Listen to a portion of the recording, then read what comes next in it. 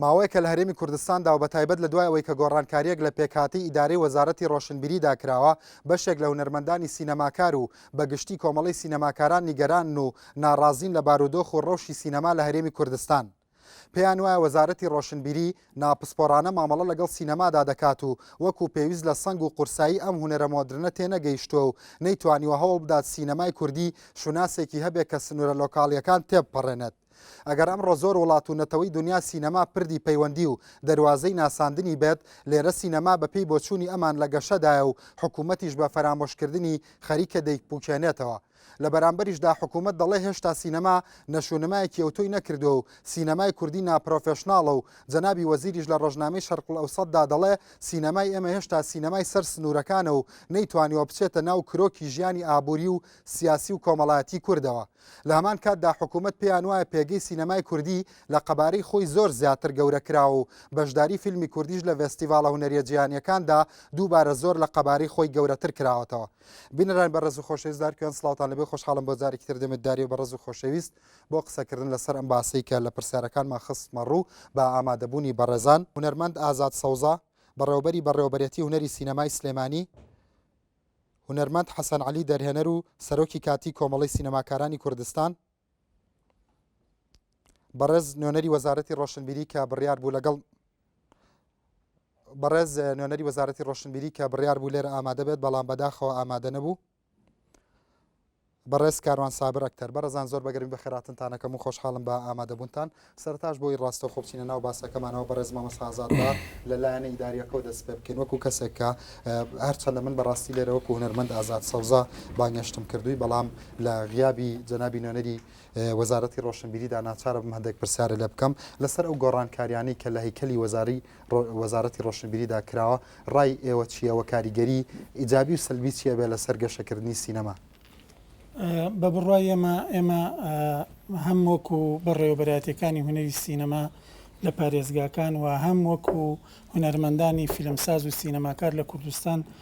خۆزگەمانەوە بووە چاوەڕوانی ئەوەشمان لە وەزارەتی ڕۆشنبیری ولاوانە کرد کە دامەزراوەی گشتی سینەما لە کوردستانە دروست بکرێن نەک بەڕێوەبەرایەتی گشتی هەڵبووە شێنرێتەوە و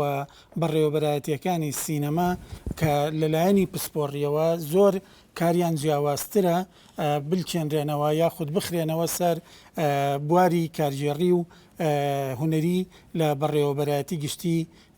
ڕۆشنبیری هونەری پارێزگاکان کە بە بڕای ئێمە ئەمە تێکەڵاویەکی ناجۆر دروستەکە لە نێوان کاری هونەری و کاری فەرمی بەڕێوەبەراتیەکانی هونەری سینەما لەگەڵ ئەو بەڕێوەبەرایەتی گشتیە چونکە ئەو بەڕێوەبەرایەتی گشتیە بەڕێوەبەرایەتی گشتی ڕۆشنبیری هونەری شانۆ موزیک شێوەکاری تەنانەت وەرزش و سینەما و ڕاگەاندنیشە لەبەرەوە ئەم تێکەڵیە ئاستی پسپۆڕەکانە شێوێنێ کەواتە پێ دوایە بە گشتی و بە کورتی و بە پوختی پێ دوایە ئەمە زیان لە ڕوتی گەشەکردنی سینەمای کوردیات بە دڵنیایی وەکو سەرەتا عەرزم کردی دەبوایە دامەزراوەی گشتی سینەما پێک بهێنرێ لە کوردستانە بۆ ئەوەی هەم سینەماکاران و فیلمسازان لە کوردستان ئەوانەی کە لە دەروی بەڕێوەبەرایەتیەکانی سینەمان و ئەوانیشی لەناو بەڕێوەبەرایەتیەکانی سینەمان ئەکتیڤیتیان زیاتر بێ و توانا و کارایی بەخشینی توانە فیلمسازیەکانیان زیاتر گەشە پێبن. زۆر باشە مامۆستاگەڕێم وڵات بەڕێز نوێنەری وەزارەت بەپێی ڕای ئەمان بێکەواتە ئەمان زیاتریش لە وەزارەتی ڕۆشنبیری چاوەڕێکەن بۆ ئەوەی کە پێگەی سینەما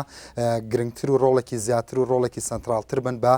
دەستگایەک دامەزراوەیەک بۆ سینەما بۆی کە سینەما بتوانێت ڕۆڵێکی کارا و کاریگەر بگێڕێ لە خستنەڕووی کۆژانەکانی کوردیا ئیسپاتکردنی کورد وەکو میلەتێکی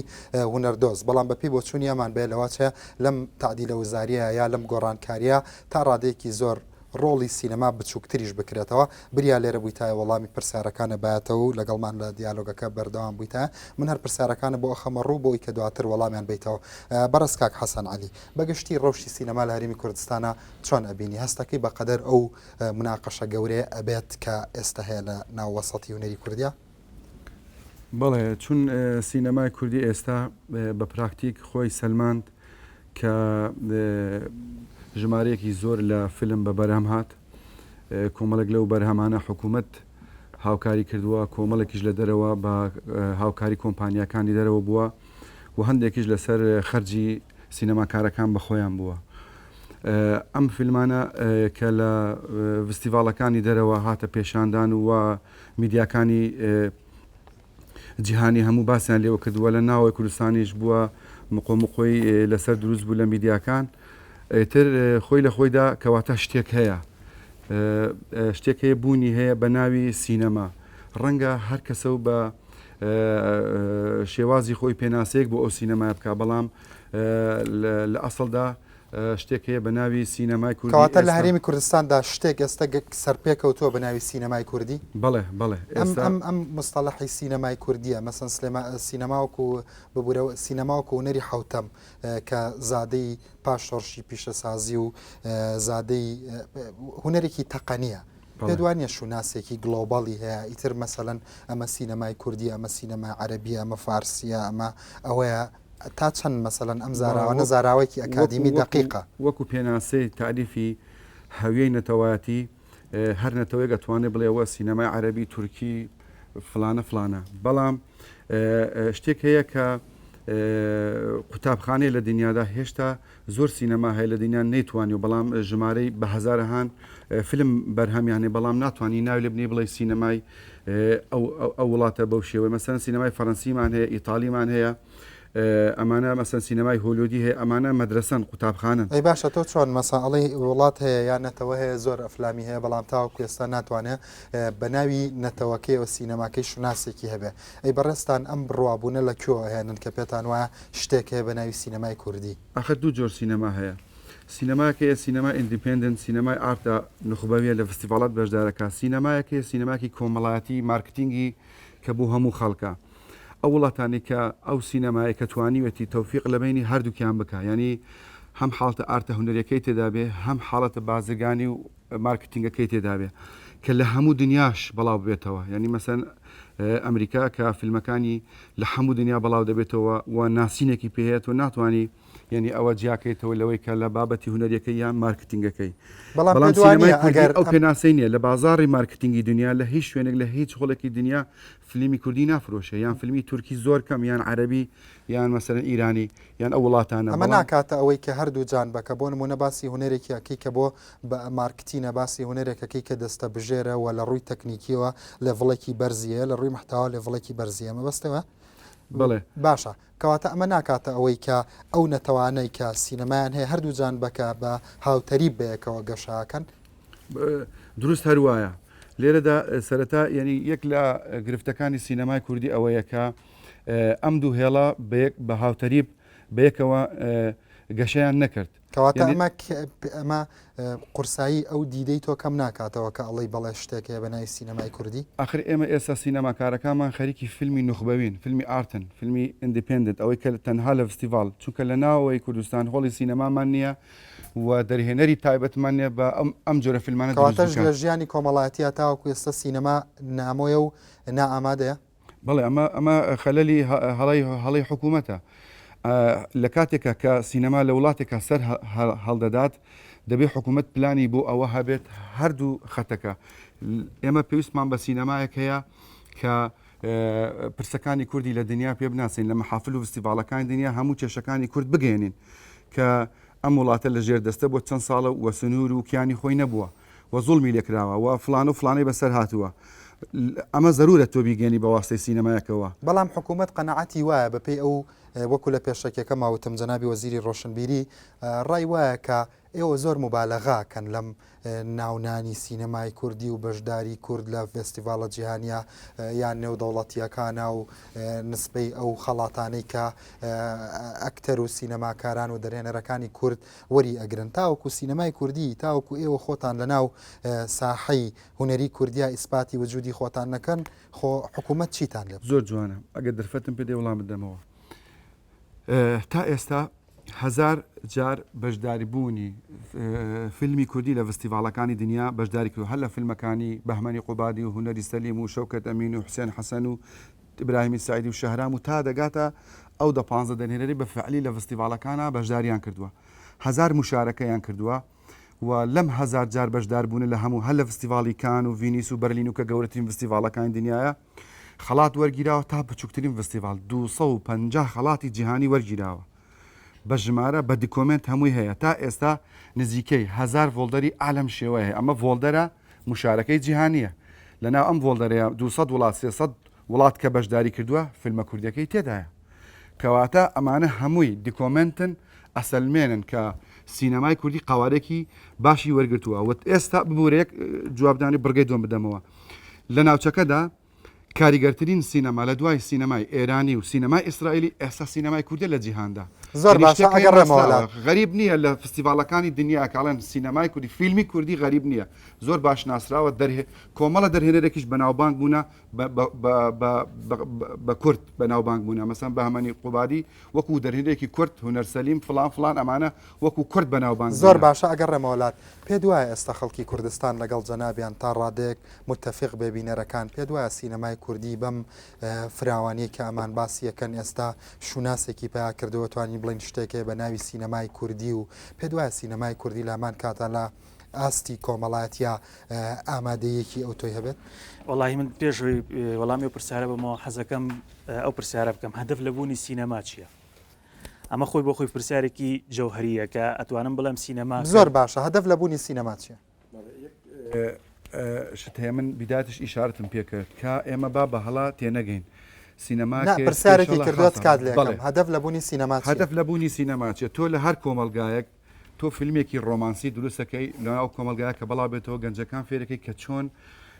عشقێکی پاک بکەن بەرامبەر بە عشقەکان چۆن دڵسۆز بن لە هەمان کادا ئەم حاڵەتە ڕنگدانەوەی بێت بۆ ئینسانەکە بەرامبەر بە خاکەی دڵسۆ یەک دقا جواب دەمەوە یەک دقا فیلمێکی مێژووی دروستەکەی گەنجەکانی و خەڵکی وڵاتەکەی خۆت فێرەکەی کەوا چۆن دڵسۆز بێ بەرامبەر بەنیشتیمانەکەم فلیمانی کە تۆ لەجانە هیچ کەس هەموو ئەو بابەتە فیلمانە ئەو فلیمانی جەناب دەڵی نایبینین نەکراوەکەی بۆ فستیڤال فلیمەکەی کاتێکە فلیمەکەی بۆ فستیڤالێک من خواخوامە لە کەناڵێکی فەزاییە و جارێکترە فلیمە بینمەوانێ کاکە جانێ مەزانی چیە ئێمە مشکلی ئەومانێک کە ئێمە نازانین هۆڵەکانی سینەمامان چییە ئێمە ناچین بۆ سینەما ئێمە ئەڵێم لە مێژووی شاری سلێمانیە بە تایبەتی لە مێژووی کوردستانە سینەمانیە ئەزانی بۆچی سینەمانیە چونکە تەنانەت ئەو هۆڵانی کە لە شاری سلێمانی و لە سینەماکانی کوردستانی شابووە ئەو هۆڵی سینەمای کوردی زۆر باشە وەڵامی پرسیارەکەم بەرەوەکەواتە هەموو ئەو کەسانی ئەگەر لە حکوومەت تا بنیا هەندێک هونەرمەند کە ڕەیان وایە شتێک نییە بە ناوی سینەمای کوردی و بەشێک لە سینەماکاران خەریکی زیادە ڕێی و مبالەغە و قەبەکردن و فوتێکردنی حەجمی سینەمای کوردی نۆعێک لە ڕاستیتە من ئەڵێم بەشێکی زۆر کەمی لە ڕاستیتە ئەویش لەبەر ئەوەی بەڕاستی هەوڵێک هەیە بۆ ئەوەی سینەماکان ببرێتە دەرەوە باشە هەوڵەکان بەقەدەر قسەکانی ئەمانە بن ئەو هەوڵانە نەخێر بەقەدەر ئەوە نییە ئەو هەوڵانە من چی لەوە بکەم وڵاتێک بزانێ من مەساتم بەسەراکەەوە ئیش ئەوە کێشەی سیاسەکانە وەرە بن سینەمان بۆ بژێنەرەوانەکە من ئێوارانێک لەگەڵ خێزانەکەمە بچم بۆ سەیری فیلمێکی کوردی لە سینەماکانی کوردستانە هەوڵەکانم بۆ ئاوادانکەرەوە کوردی قەنەعەت دوای ئەمان لە غیابی ڕوئیای سینەمای یاژێ من ئەڵێم بە هیچ شێوەیە سینەمای کوردی نیە لە ئەم بۆچوونانە ئەمە مەسەڵەن بۆ نمونە بۆچوونێکی وەکو ئەمەی کە تەرحیەکەی بۆچوونی زۆرێکتانە بەڵام ئەوە تا هەر لەسەر مێزەکە ئەکتەرێک کە خۆی لە بواری لە بوارەکە ئیشەکات لە هەمان بەڕێوەبەرێتیشەوە نوێنەری حکوومەت و وەزارەتی ژنیە تاوەکو بڵێن هێناوانە دیفاع لە دەسەڵات بکە ئەم بۆچوونانە لەکوێوە هێنیت قوربان هەموو شتێک پلانی ئەوێت مەسلەی تۆ دروستکردنی هۆڵی سینەما و بە فرۆشکردنی با مۆزوعەکە جارە لەسەر ئەساس و جەوهرەکەی لەسەر شوناسی سینەمای کوردی ئەڵێ ئەسڵەن شتێک نییە و ئەمە مبالەغێ ئێوەی کەن سینەمای کوردی غایبە نەبوونی هۆڵ ئەڵێ نەتیجەیە واونەوت نەبوونی هۆڵ نەتیجەی نەبوونی سینەما دەرهێنەرانی سینەما نەبوونی کامێرەمانی سینەماییە کاکە ئەمە دنیا خۆت کرد تۆ قسەی خۆکردی یەک لەحظە دەرهێنەر هەن کامیرەمان هەن هەموو حرفێک لە سینەما هەن بەڵام لە هەر وڵاتێک پلانی ئەوێت دەرهێنەرەکان بۆ ئێستا ڕویان لەوە کردووە کە فیلمی ئار دروستەکەن بە میزانێکی کەم و ئەیگەینە فستیڤالەتەکان لەبەر ئەوەی هۆڵی سینەما نییە ئەو ئالێتە دروست نەکراوە لە بینی سینەماکار و بینەر خۆی سینەمای حقیقی ئەو سینەمای ئێمەش ئەو پێناسەمان بۆ هەیە قسەکانی جەنابەت دروستن سینەمای حقیقی ئەو سینەمایە کە ڕوبەڕووی بینەر بێتەوە هەموو کێشە کۆمەڵایەتەکان و سیاسی و اقتصادی وڵات لە سینەمای پێشان بکاتە تۆ بینەرت نەبێکەواتەی تر سینەما غایبە باشە با پرسیارەکە بە زۆرێکی تر بکەین ئیشکالەکە لە بینەری کوردیایە یا لە ئێوەی سینەماکارایە کە نەتانتوانیوە بینەری کورد دروست بکەن بۆ نمونە ڕەنگە ئێستا هەرێکێک لەم گەنجانەی کە لێرە دانیشتون چەندین چەندین ئەگەر نەڵم دەرهێنەر ئەتوانم بڵم چەندین ئەکتەری ڕەنگە فارس تورک مەسەەن ئەوانەی هۆڵیود بناسن بەڵام هەتاوەکو ئێستا ئەوانەی ئێمە نیانتوانیوە سەرنجی محافەزەکەی خۆیان وەکو پێویست ڕابکێشن. بەڵێ قوربان ئەمە ئەبێت پلانی بۆ دابدرێت من بەڕێی من ئەوەیە کە حکوومەت ئەبێت شخصی یەکەم بێت لە داڕشتنی پلان بۆ دروستکردنی ئەو ئالێتە ئەبێ حکوومەت خەسارت بکا کە هۆڵی سینەما دروست بکە ئەبێ حکوومەت خەسارت بکات چەند دەرهێنەرێک فێر بکە با فیلمی یەکەم و دووەمیان سەقەت بێ ئەبێت دەستگای سینەما دروستکە ساڵانە تا ماوەی 10 ساڵ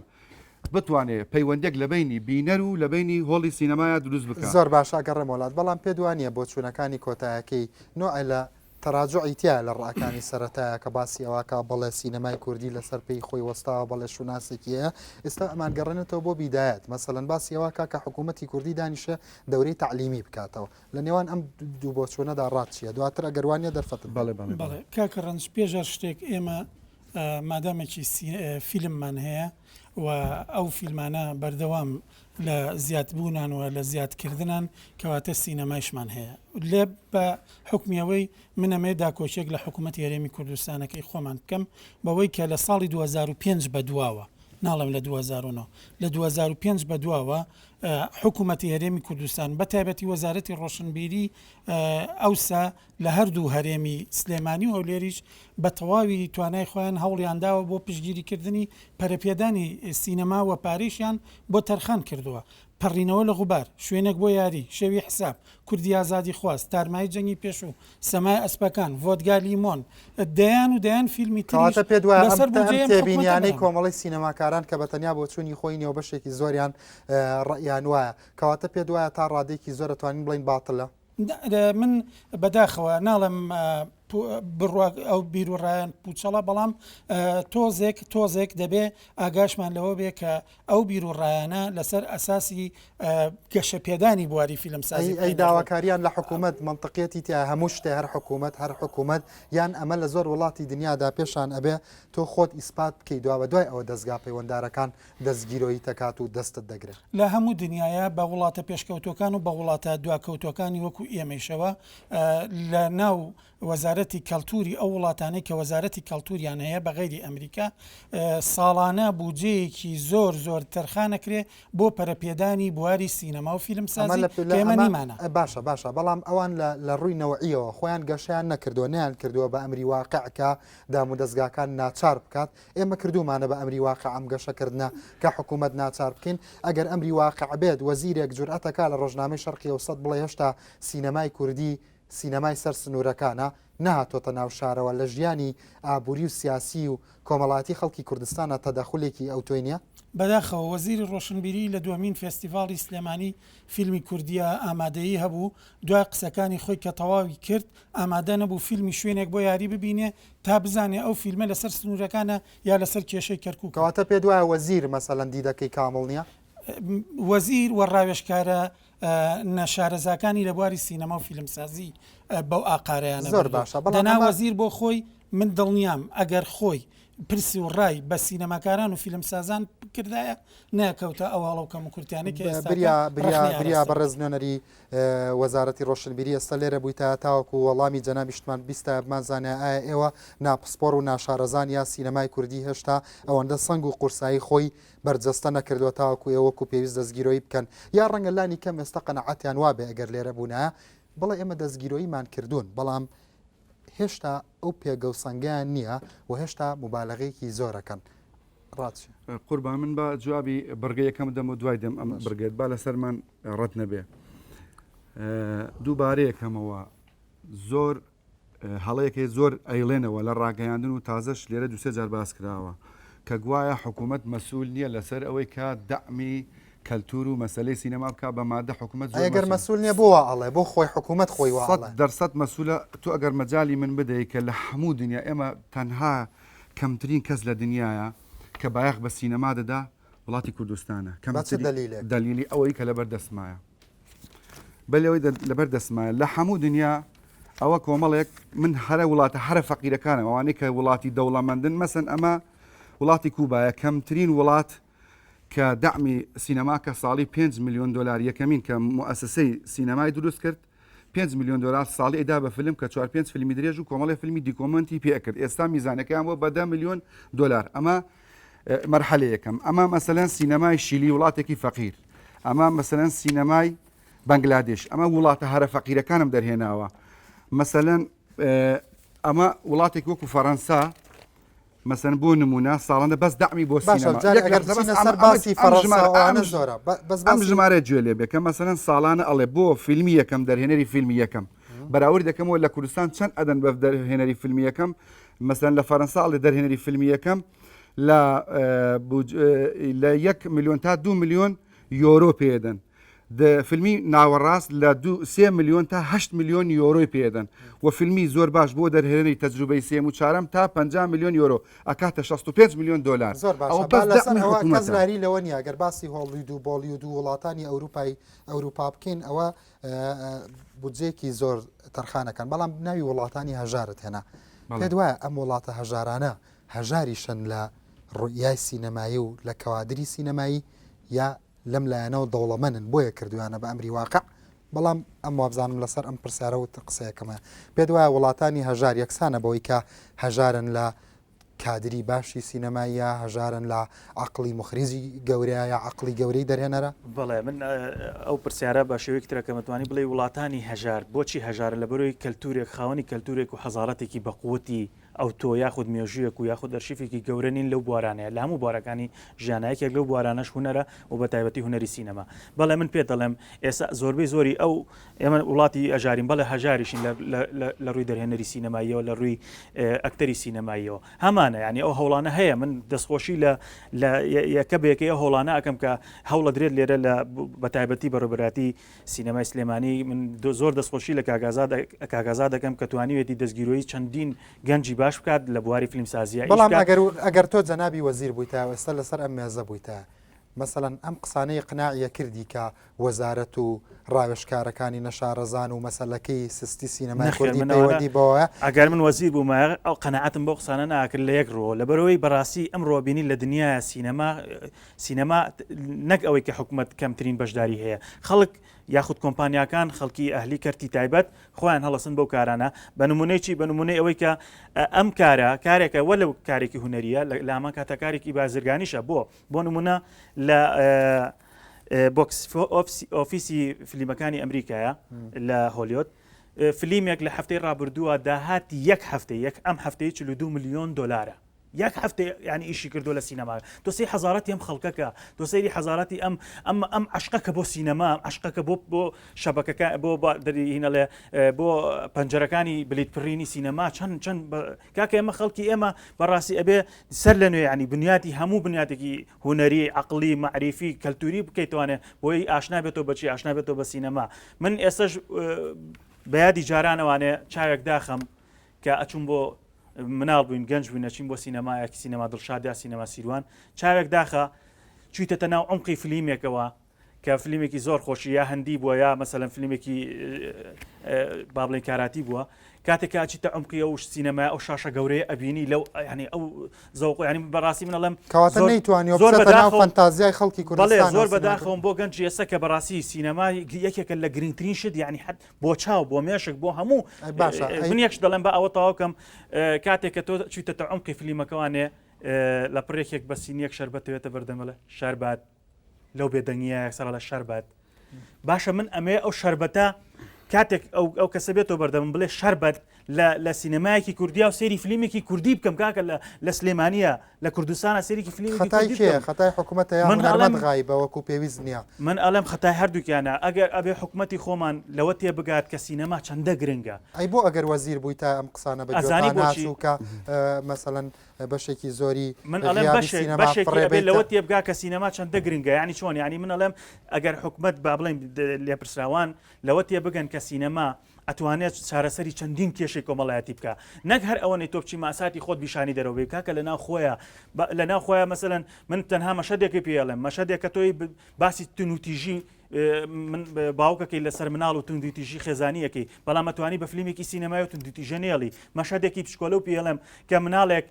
باوکێک بە هەموو پارە و قەرز و ئەم لاولاوە لە بەروی ئەمڕۆ مۆدێلە سیاری کڕیوە سیارێکە کرێ مناڵەکە لەسێ شوختێک لە سیارەکەیەکە کە باوکەکە ئەبینێ مناڵەکە شوختی لە سیارەکە کردووە ئەچێ عزیێتی یاو لێ ئەیە بەڵام کاتێک کە بۆی دەرەکەوێت سیرەکە لە سیارە لە عزیێتی یاو لە خەسەخانە ژەڵم کەوتووە لە فەیسبووکە ئەو مینە بخوێنەوە پێ دوایە ماتریال زۆرە سیارەکەشان نووسێتی باوکە ژیان خۆش بێ یعنی بە شوختەکە نووسێتی باشە ئەمە ئەگەر بکرێ بە فیلمێکی سینەمایی چەندین کەس عەتفی ئەجوولە چەندین کەس باشە کەواتە ئەگەر بەپێی لۆجیکی ئەم بێ سینەما لێک کاتا قوتابخانەیە سینەما زانکۆیە سینەما دادگایە سینەما حکوومەتە سینەما پەرلەمانە لێرە توانیوێتی هیچ نەبێت تۆزێکە مۆزیفەیە ببینێ یا هەر وەکو ئەو ئەڵێ فیلمەکان فیلمی کڕوزانەوە و خستنە ڕووی مەئساتی کووردە و سوالکردنی جائزەیە لە مەحفەلی فێستیڤالە جیهانیەکانە. قوربان من عەرزی جەنابتم کرد ئەم برادەرە تۆزێ بە پەرتی مۆزوعەکان باسی کرد کۆمەڵی سینەماکاران و ئێمەی سینەماکاران منیش وەکو دەرهێنەر ئێمەش ئەزانین سینەما زۆر زۆر زەروریە سینەمای حەقیقی ئەو سینەمایە کە بۆ بینەری خۆت بێ ئەو یەکەم جاو پێناسەمدا ئێمە با بە هەڵە لە شتەکان تێنەگەی باشە کوا یەکشت لێرە جوودی ئەوکوە تۆ هەل دابنیشی چاوت بنقێنی و بیکەیتەوە بە خەیاڵ سینەمایەکی بەرفرەهی گەورەی وەکو هۆلیۆت ببینی من یەک نمونەت بۆ دێن بۆ جەنابەت باسی هۆلیۆد و 40 ملیۆن دۆلارەکەی یەکەی لێک هەفتەیە فڕێداوە کاکە گیان هەموو سینەمای دنیا زیڕێی بەدەست سینەمای هۆلیۆدۆ دێ لە ساڵی 84 16 وەزیری ڕۆشنبیری کۆبوونەوەیان کرد کە حەد و مەرزێک بۆ سینەمای هۆلیدانێن کە فلیمی ئەوروپیەکان بفرۆشێ نەئەفرۆشە هەڵسان کە باجەتێکی زۆر لەسەر فلیمی هۆلی دابنێن بۆ ئەوەی کە داخلی بازارەکانان نەبی و فلیمی خۆیان نێتەخوایەوە. باشە چەند جارێک بۆ زۆر قسەی کرد چەند تەرکیزەکە زیاتر بخەرە سەرەوەی کە پەیوەندی بە کوردستانەوەی چونکە هەمومان ئەزانین لەوە دێ من باسی ئێرانێ بووەکەم ئایلە نیە لە نهایەتی عوتڵەی پێڵێن لە نهایەتی ئوسبوعە ئایلە نیە نەچێتە دەرەوشەوانە زۆر باشە کۆناغی خۆی هەیە لە کاتی ئەوەی کە شۆڕشی ئیسلامی لە ئێران 3 ساڵ سینەما قەپات بوو بەڵام بە مروری زەمن هەموو شتێک قۆناغە تۆ لە کوردستانە سینەما بوونی نەبووە ئەوەی کە بووە محاولاتە درامای تەلەڤیزیۆنیت بۆ شانۆت بۆ وردە بە ڤیدیۆ فیلم کراوە سکرین کراوە لە بەفعلی کامێرەی سینەمایی و حرەفێت و ئێستا ستافی سینەما هاتەکایەوە ئیشەکە تۆ چاوەڕێەوە مەکە بە ماوەیەکی زۆر کەم وەکو دابنیشی فیلمێکی ئێرانێکی 100 ساڵە سینەمای هەیە ئەمریکایەک و فەڕەنسایەکی 100 ساڵە سینەمایە ئەوە پێویستی بە پلانە بەدارش نەبێ حکوومەت و هوەرمەند و بینەر و دەوڵەمەندیش هەر هەموو بەیەکەوە کەواتە ئێستا سینەمای کوردی سنوورە لۆکاڵەکانی تێپەڕاندووە بە پێبەچوونی جەنابەت ژمارەی خەڵاتەکان پێمانەڵێ کە ئێستا کورد لە هەنگاوێکی باشایە و گەشەی کردووە بڵێ ئێستا ئامادەیە ئێمە تەنها ئەوەیە پلانێک دابدرێت لە شارەکانە هۆڵی سینەما دابدرێت وە سیستەمێک بۆ سینەماکارەکان دابدرێت یان فیلم فۆندێشنێک بۆ سینەماکارەکان دابدرێت لەو کاتەیە ئەبێت چوار لا بەشداریتیدا بکەن لەو عملێ ئەنج ئەو سینەمایی کە جەنابەت بەڕێز باسەکەی دروستە بێ ئەبێ حکوومەت و وەزارەت ئەبێ سینەماکار خۆی ئەبێ دەوڵەمەند پیاوی پارەدار ئەبێ بینەریش مساهمە بکەن بێن پارە بدەن سەیری فیلمەکان کەن خراپیش بێ بێن سەیری بکەن بۆی ئەم ئالێتە دروست بێت دەرهێنەری باش و ئەکتەری باش و هەموو ئەوانە دروست ببن ئەنج بسوورەتەوە لێرەدا ئێستا دەرهێنەر ئامادەیە حکوومەت ئامادە نیە دەوڵەمەند ئامادە نیە بینەر ئامادە نیە زۆر سپاس ئەگەڕێمەوە بەڵام بینەرانی بەڕێز و خۆشەویست بەڕاستی ئەوەی کە سەرنجە وەکو جەنابیان وتیان باسی ئەوەی کرد کە کورد تاوەکو ئێستا لە سینەماکان و لە فێستیڤاڵە جیهانی و نێودەوڵەتیەکانە نزیکی چەند خەڵاتی فەرموو نزیکی 250 خەڵاتی وەرگرتووە بەڵام کەم نینەوە بۆ چونانەی کە پێیان وایە ئەو فیلمانە کە خەڵات وەرەگرن خەڵاتی بەرزی هوەریەکەی نییە خەڵاتی ئەوەیە کە پێیان سەیرە لە دنیادا میلەتێکە ماوە ئاوا ئەژی لەبەرەوەی ئەمان ئەچن لەسەر قوربەسەریەکانی ئەگەر خێزانێکی خراپە بێ ڕەوشی ژیانی نالەبار بێ ئەیکەن بە نمایندەی یا فۆرمی ژیانی هەموو کورد لەبەری بەزەییان بە فیلمە کوردەکانایەتەوە بۆیە خەڵاتیانیانێ بەڵام پاش ئەم ناوبڕە وەڵامماناتەوە